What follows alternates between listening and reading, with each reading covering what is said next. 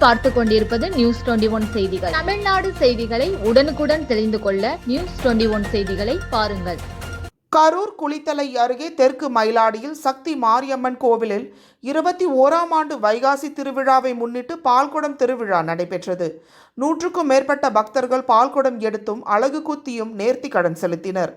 கரூர் மாவட்டம் குளித்தலை அருகே வைநல்லூர் ஊராட்சி தெற்கு மயிலாடியில் ஸ்ரீ சக்தி மாரியம்மன் விநாயகர் கருப்பண்ணசாமி கோவில் அமைந்துள்ளது. இக்கோவிலில் 21ஆம் ஆண்டு வைகாசி திருவிழா நேற்று விநாயகருக்கு சந்தன காப்பு அலங்காரத்துடனும் சக்தி மாரியம்மனுக்கு கரகம் பாலித்தலுடனும் துவங்கியது. அதனைத் தொடர்ந்து இன்று குளித்தலை கடம்பந்துறை காவிரி ஆற்றில் விரதமிருந்த 100க்கும் மேற்பட்ட பக்தர்கள் பால்குடம் தீர்த்தக்குடம் எடுத்து 1008 அலகு குரட்டு அலகு குத்தியும் மேலதாளங்கள் முழங்க சுமார் 6 கிலோமீட்டர் தூரம் வரை ஊர்வலமாக வந்தனர். அதனைத் தொடர்ந்து அம்மனுக்கு பாலாபிஷேகமும் சிறப்பு பூஜைகளும் நடைபெற்றன. அதனைத் தொடர்ந்து இரவு அக்னி சட்டி அலகு எடுத்தல் மாவிளக்கு பூஜையும் நாளை அரண்மனை மாவிளக்கு கிடா வெட்டுதலும் நடைபெறும். நாளை மாலை மஞ்சள் நீராட்டு விழா மற்றும் கரகம் ஆற்றிற்கு செல்லுதலுடன் திருவிழா நிறைவடையும்.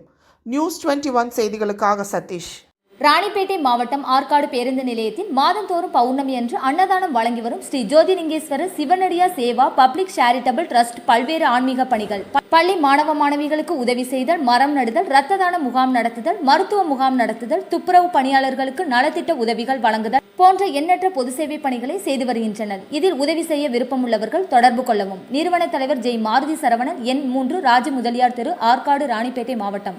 மேலும் விவரங்களுக்கு 90405952 809818 என்ற எண்ணை தொடர்பு கொள்ளவும்.